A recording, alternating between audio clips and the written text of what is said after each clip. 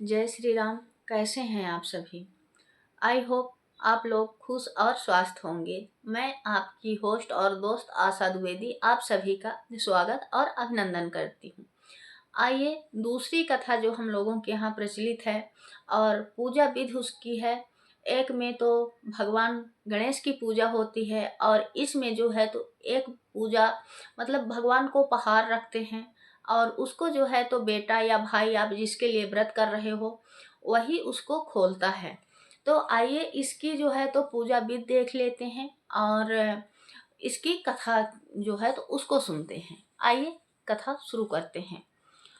दिन भर व्रत रखने के बाद सायंकाल को चंद्रमा के दर्शन होने पर दूध का अर्घ देकर चंद्रमा की विधिवत पूजा की जाती है। गौरी गणेश की स्थापना कर उन्हें उनका पूजन कर वर्ष भर उन्हें घर में रखा जाता है। नैवेद्य सामग्री में तिल, ईख, गंजी, भाटा, अमरूद, गुड़ तथा घी से चंद्रमा, गणेश, भाल चंद्र का भोग लगाया जाता है। यह नैवेद्य रात्रि भर डलिया इत्यादि से ढककर यथावत रख दिया जाता है, जिसे पहाड़ कहते हैं। पुत्रवती माताएं पुत्र तथा पति की सुख समृद्धि के लिए व्रत रखती हैं। सबसे बड़ी विशेषता यह है कि उस ढके हुए पहाड़ को पुत्र ही खोलता है तथा भाई बंधुओं में बांटा जाता है, जिससे प्रेम भावना अस्थायी होती है। आइए शुरू करते हैं संकटा चौथ की कथा। एक बार किसी विपदा में फंसे हुए सभी देवता भगवान शंकर के पास गए। उस समय भगवान शंकर के सम्मुख उनके पुत्र कार्तिकेय जी तथा गणेश जी भी विद्यमान थे। शिव जी ने दोनों बालकों से पूछा, तुम में से कौन ऐसा वीर है जो देवताओं का कष्ट निवारण करे?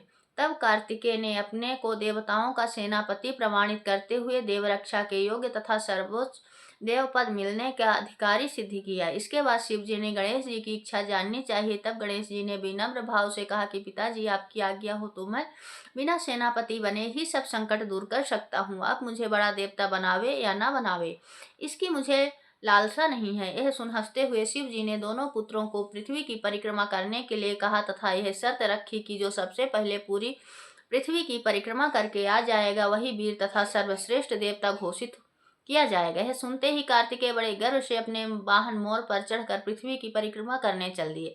गणेश जी ने समझा कि चूहे के बल पर तो पूरी पृथ्वी का चक्कर लगाना अत्यंत कठिन है, इसलिए उन्होंने एक युक्ति सोची। वे 7 बार अपने माता पिता की परिक्रमा करके बैठ गए। उधर रास्ते में कार्तिकेय को पूरे पृथ्वी मंडल में अपने आगे चूहों का पद दिखाई दिया। परिक्रमा करके लौटने पर निर्णय की बारी आई तो कार्तिकेय जी गणेश पर कीचड़ उछालने लगे तथा अपने को पूरे भूमंडल का एकमात्र पर्यटक बताया। इस पर गणेश जी ने शिव जी से कहा कि माता पिता में ही समस्त तीर्थ निहित है, इसीलिए मैंने आपकी 7 बार परिक्रमाएं की हैं। गणेश जी की इस बात को सुनकर समस्त देवगणों तथा कार्तिकेय ने सिर झुका लिया। तब शंकर जी ने उन्मुक्त कंठ से गणेश की प्रशंसा की तथा आशीर्वाद दिया कि त्रिलोकी में सर्वप्रथम तुम्हारी पूजा होगी। तब गणेश जी ने पिता की आज्ञा अनुसार जाकर देवताओं का संकट दूर किया। यह शुभ समाचार जानकर भगवान शंकर ने बताया कि चौथ के दिन चंद्रमा तुम्हारे मस्तक को सेहरा ताज बनाकर पूरे विश्व को शीतलता प्रदान करेगा। जो स्त्री पुरुष इस तिथि पर तुम्हारा पूजन तथा अर्धचंद दान देगा, उसका त्रिविध ताप दैहिक दैविक भौतिक दूर होगा और वह व्रतकर्ता ऐश्वर्य पुत्र सौभाग्य को प्राप्त करेगा। यह सुनकर देवगण हर्ष तारिक में प्रणाम कर अंतर ध्यान हो गए। गणेश जी ने बुद्धि कौशल से जैसे सब देवताओं की विपदा दूर की, वैसे ही सब भक्तों की विपदा का हरण करे। बुद्धि विनायक गजानन प्रथम गणेश जी की प्रथम पूज्य श्री गणेश जी की जय। इस तरह जो है तो इस संकटा चौथ की जो है तो 2 कथाएं हैं। एक जो है तो भगवान जब पृथ्वी की परिक्रमा करके कार्तिकेय जी जो है तो पृथ्वी की परिक्रमा करने चले उसकी, और एक जो है तो राजा हरिश्चंद्र के शासनकाल की है। तो दोनों कथाओं का महत्व एक ही है।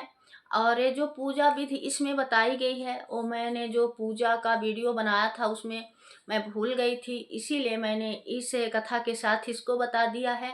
और बाकी का आपको जो है तो मतलब कि पूरा जो रूटीन है तो ऐसे ही फॉलो करना है जैसे कि आपको मैंने उस वीडियो में बताया है। इसमें अलग से ऐसा कुछ नहीं करना है।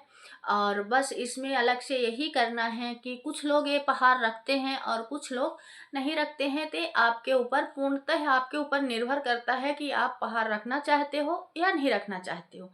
अगर आप रखना चाहते हो तो आप रख सकते हो, और नहीं रखना चाहते हो तो नहीं रख अगर नहीं रखना है तो मत रखिए।